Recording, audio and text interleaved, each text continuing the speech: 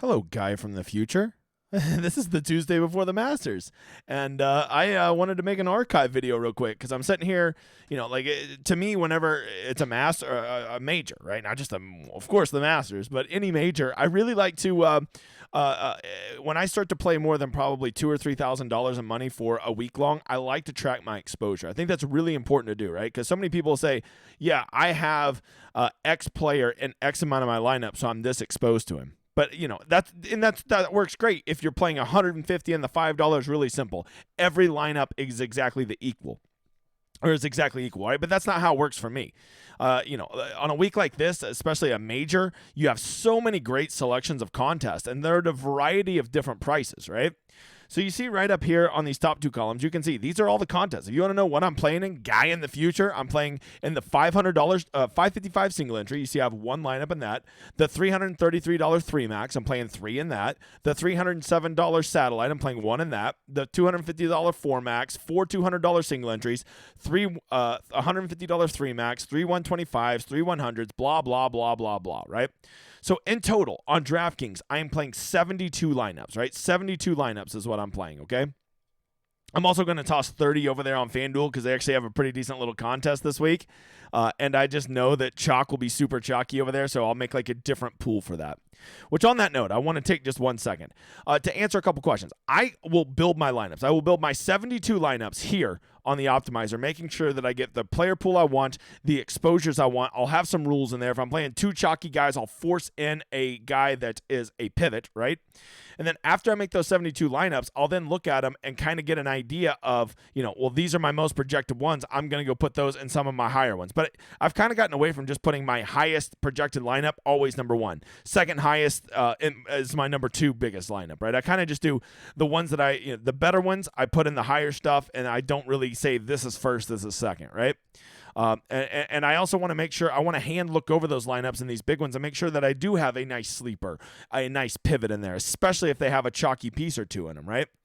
And then I'll go back and I will make a completely different set of 30 lineups for FanDuel, right? Obviously, I can't do it with DraftKings anyways. And I might even use a slightly different player pool, right? Depending on how good the pricing is over on FanDuel, who I think is a good play. So I'm still using the optimizer to build all my lineups. But once I do it, that doesn't tell me what I need to do, right? Here's the example I would give you. Let's say this week you're like, I only played Rahm in 25 of my lineups, right? But I played Rory in 47. You see, 25 right there. All this is the number of times that they pop up in a lineup equaled up, right? And then you're wondering, well, what the hell is this line? This is very simple. This is just, I'm going to take all those lineups that I make in H through Y here, and I'm going to go toss all of them in the $10 satellite for Fantasy Golf World Championship, the $5 satellite, and the big $5 contest, okay? So I had to throw an extra $20 on 72 of those lineups because I tossed all 72 into those contests. Does that make sense? So that's all that is. It's just I'm also throwing all of them in there, another $20, and I need to know that to have my total, right? There's my total. I'm playing $7,874 this week. That's my total, right? Okay.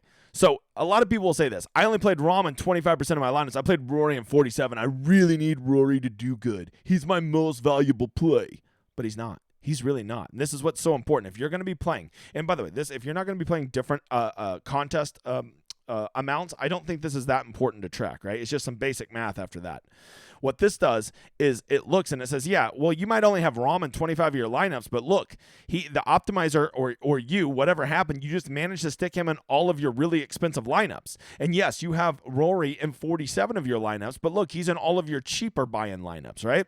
So even though you only have Rahm in 2,500 of your 25 of your lineups, he is in for 5,500 of my money, right?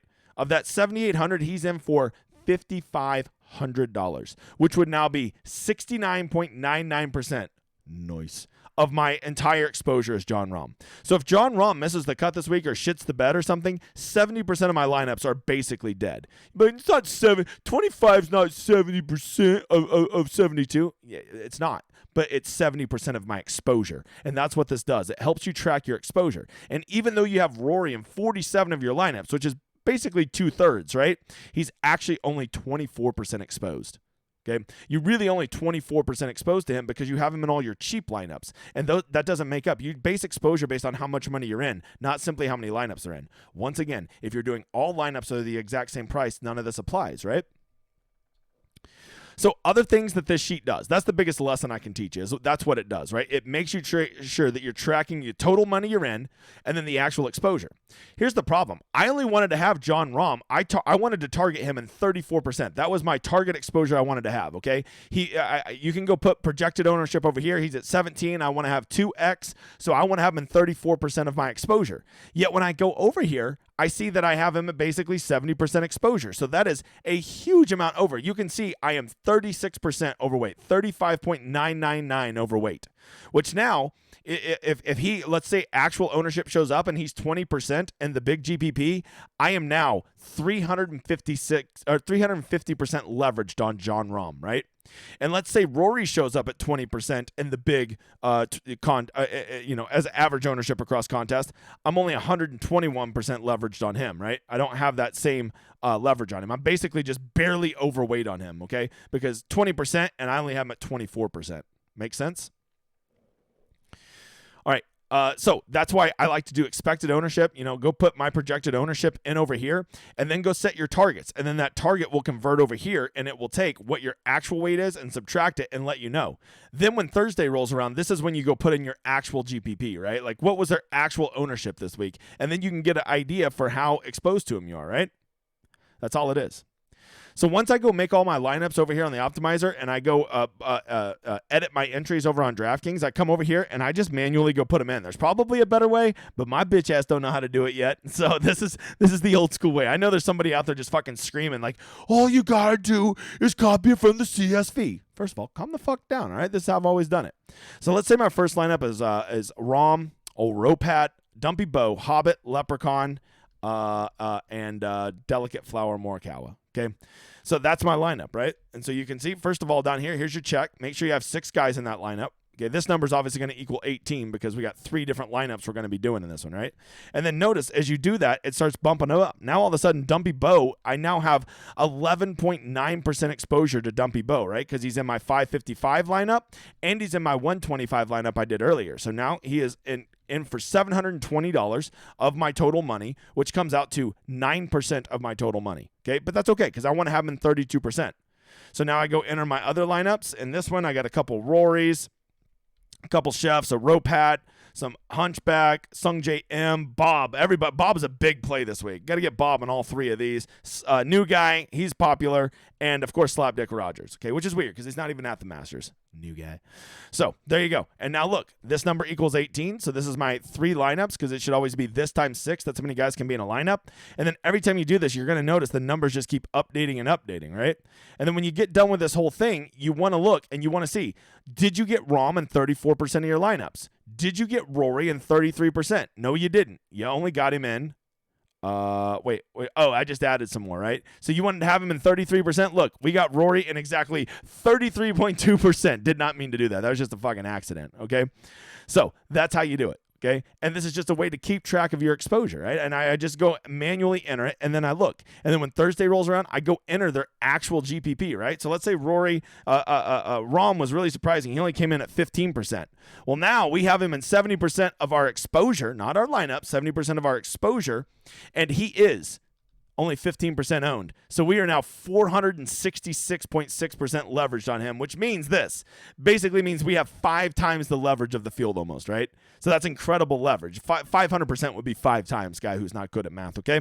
So that's what this does. This is just a tool that I offer. You don't have to use it. It's just something, especially if you're going to be playing different volumes and you really want to track your exposure and not simply how much you're playing a guy, okay?